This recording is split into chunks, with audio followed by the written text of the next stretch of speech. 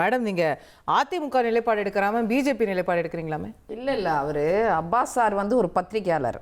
அவர் விமர்சனம் வைப்பதற்கு எல்லா உரிமையும் உண்டு எல்லா கட்சிகள் மீதும். ஆனா பேசும்போது ஒரு கட்சியை தூக்கி இன்னொரு கட்சி என்னவோ அப்படியே விழுந்து கிடக்குதுன்றாரு. 15 வருஷம் அவங்க விழுந்து கிடந்தாங்க, அதையும் சேர்த்து பேசணும்ல. மக்கள் நல திட்டங்களை பத்தி பேசுறாரு, லேப்டாப்பை பத்தி பேசுறாரு. லேப்டாப் கொடுத்துறாங்க, எப்ப கொடுத்தீங்க?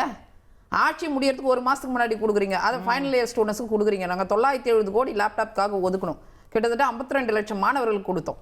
எல்லா நலத்திட்டங்களும் நாங்களே தான் கொண்டு வந்திருக்கோம். அதையெல்லாம் அப்படியே மூடி மறைச்சுன்னு விழுந்து கிடக்குதுன்னா மாநில உரிமை இப்போ சொல்றாங்க பாருங்க. கல்வி கூட மேடம் எப்போ போச்சு? 75ல் தான் போச்சு, எமர்ஜென்சி பீரியடில் போச்சு. அதுக்காண்டி ஸ்டேட் பட்டியலில் இன்னைக்கு மாநில பட்டியலில் இருந்தால் நம்ம போராட வேண்டிய சூழ்நிலை இல்லை. நீங்கள் 15 வருஷம் விழுந்து கிடந்தீங்களே, அதை ஏன் மாநில பட்டியலுக்கு கொண்டு வரல? ஜிஎஸ்டிலேருந்து நீட்லேருந்து எல்லாமே நீங்கள் பண்ண தவறு. ஜல்லிக்கட்டுலேருந்து அத்தனை உரிமையை நாங்கள் மீட்டு எடுத்தோம். காவேரி பிரச்சனையை தீர்த்துட்டீங்களா? முல்லை பெரியார் பிரச்சனையை தீர்த்துட்டீங்களா? எதையுமே தீர்க்காம மீண்டும் மீண்டும் மாநில உரிமைனா விழுந்து கிடந்து இன்னைக்கும் கனிமொழி அமைச்சு விழுந்து கிடந்து சீட்டை கொடுக்குறீங்க. அது மாதிரியா நாங்கள் இருக்கிறோம்? 40 கொடுக்க போறீங்க, 60 கொடுக்க போறீங்க, 100 கொடுக்க போறீங்க. இத்தனையும் சொன்னோம். எத்தனை தொகுதியை கொடுத்தோம்? போன முறை 20 கொடுத்தோம், இந்த முறை எவ்வளோ கொடுத்துருக்கோம்? ஸோ அதனால நீங்க இவங்க பேசுறதெல்லாம் மக்கள் பார்க்க மாட்டாங்க மேடம். என்னை பொறுத்த வரைக்கும் நீங்க பாருங்க, நான் பொய் சொல்லலை.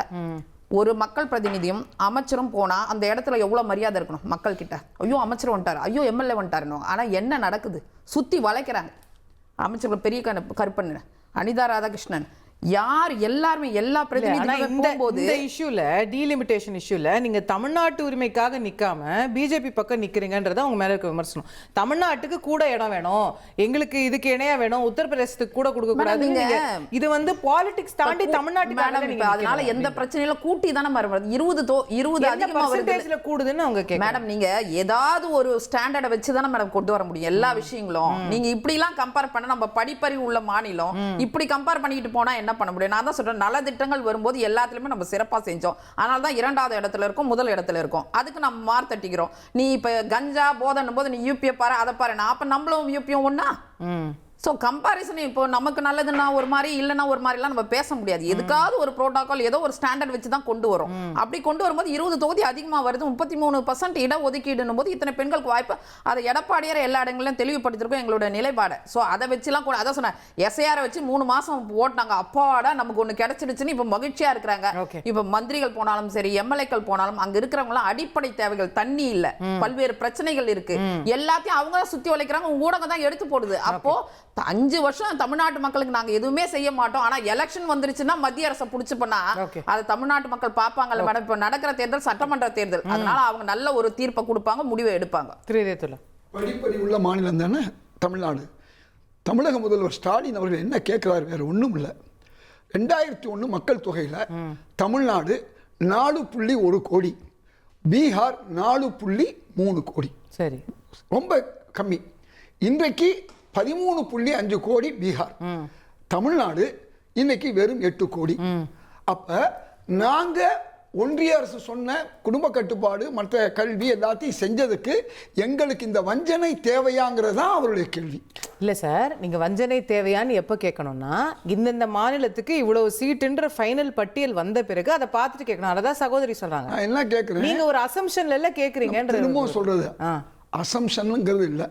நம்ம கேள்வி இதை ஒரு பெரிய விஷயத்தை ஏன் முன்கூட்டி சொல்ல இந்தியாவுடைய காங்கிரஸ் உடைய தலைவர் சார் முன்கூட்டி சொல்ல? நீங்க போன வருஷமே கூட்டம்லாம் போட்டு எதிர்த்துட்டீங்க சார். இந்த மேட்டரை முன்கூட்டி தெரியாம தான் எதிர்த்தீங்களா? நீங்க நாங்க பேசுறதை விட இந்தியாவுடைய கட்சியினுடைய தலைவர், பாராளுமன்றத்தின் தலைவராக இருக்கிற ஒரே ஒரு படிக்கிற பாருங்க. அனைத்து கட்சிகளின் கருத்து அறிவதற்கு மத்திய அரசுக்கு விருப்பம் இல்லை. கிரண் ரிஜிஜு ஒரு கடிதம் எழுதுறாரு, யாரு? கார்கேஜிக்கு. கார்கே பதில் சொல்றாரு, மாறாக இந்த விவகாரத்தில் அரசியல் லாபம் அடைவதை மட்டுமே நோக்கமாக கொண்டு இருக்கிறது அப்படிங்கிற சொல்றாரு. அவர் கேட்கிறார் இந்த கேள்வி, நீங்க நம்ம கேட்கறது இல்லை, மிஸ்டர் கார்கே கேட்கிறாரு, திருமதி சோனியா காந்தி கேட்கிறாங்க. நீ என்ன கொண்டு வர போறீங்க, என்ன செய்ய போறீங்க, இத கொஞ்சம் முன்கூட்டி 1 மாசம் முன்னால வேணா, 10 நாளைக்கு முன்னால வேணா, 1 வாரத்துக்கு முன்னால கேட்க கூடாதான்னு தான் கேட்கறாங்கம்மா.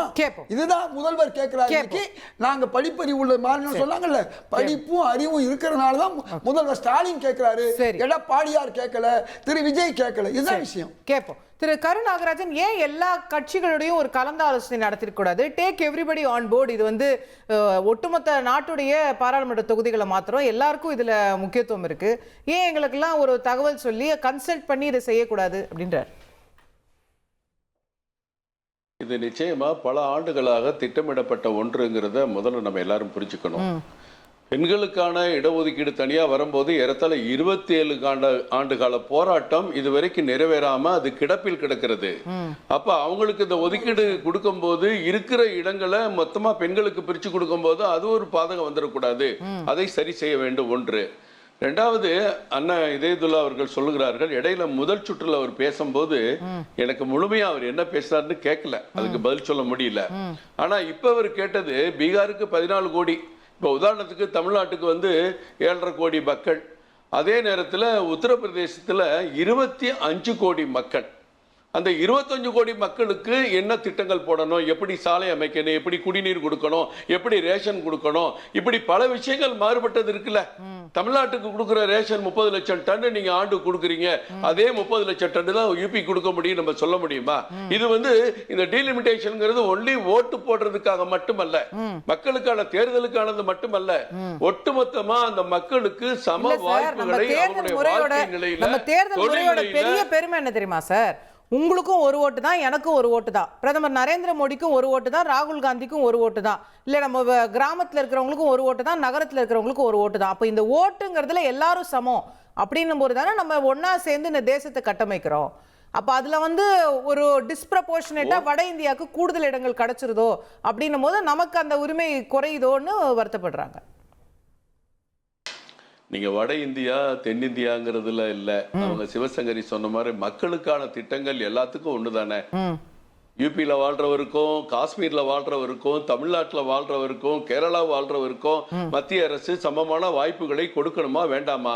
திட்டங்களை கொடுக்கணுமா வேண்டாமா? அடிப்படை வசதிகளை கொடுக்கணுமா வேண்டாமா? அதுல எந்த மாறுபட்ட கருத்து இல்லங்கிறதுனாலதான் சமமான ஒரு பிரதிநிதி வேணும். இப்ப தமிழ்நாட்டுல பாருங்க, ஒரு 1.5 லட்சம் ஓட்டு ஒரு தொகுதி இருக்கு. இது ஏன் இப்ப வருது? 29ஆம் தேதிக்கு பின்னாடி வந்தா என்ன? தேர்தல் நேரத்தில் நம்முடைய எம்பிக்கள்லாம் தேர்தலில் கவனம் செலுத்த முடியல. இங்க எதிர்கட்சி ஆளும் மாநிலங்களில் தேர்தல் நடக்கும்போது இதை இடையில கொண்டு வந்து வைக்கிறீங்க அப்படின்னு, அது ஒரு இஷ்யூவா இல்லையா? இல்ல, அது ஒரு இஷ்யூவா இல்ல. ஏன்னு கேட்டா அதே இது பிஜேபிக்கு இருக்குல்ல. பிஜேபி தலைவர்களும் 16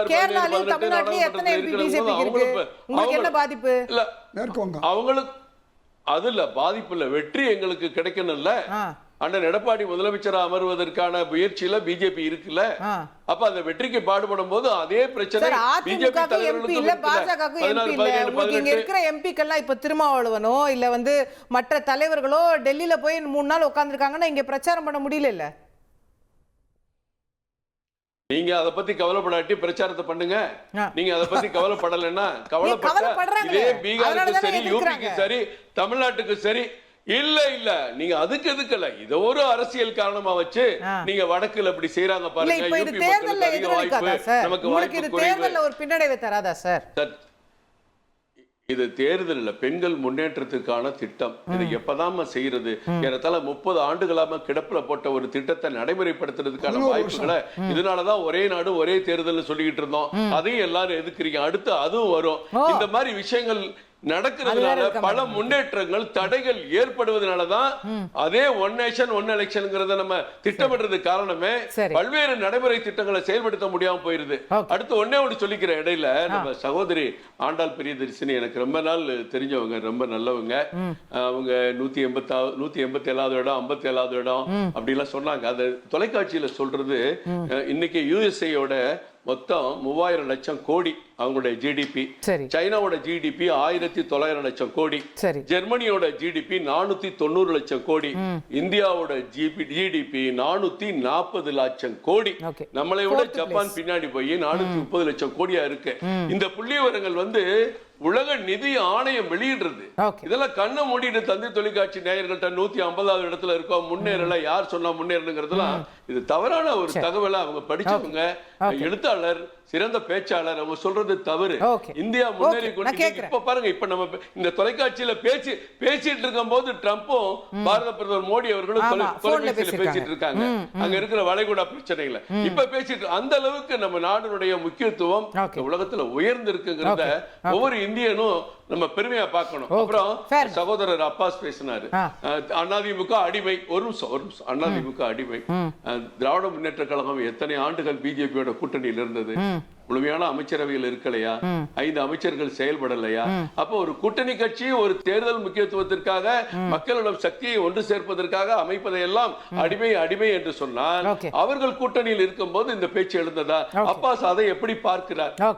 தமிழ்நாட்டு தேர்தல் தமிழ்நாட்டு மக்களுக்கும் தமிழ்நாடு அரசுக்கும், தமிழ்நாட்டு மக்களுக்கும் தமிழக அரசியல் கட்சிகளுக்கும் இடையில தான் போட்டி ஒழிய தமிழ்நாட்டுக்கும் டெல்லிக்கும் போட்டிங்கிறதுல என்ன அர்த்தம் இருக்கு? எந்தவித அர்த்தமும் இல்லை என்பது என்னுடைய கருத்து. கேட்போம். ட்ரெண்ட ஃப்ரெண்ட் ஆக்கிக்கோங்க. தந்தி டிவியின் சப்ஸ்கிரைபர்ஸ் அண்ட் ஃபாலோவர்ஸ் குடும்பத்துல நீங்களும் இணையுங்க.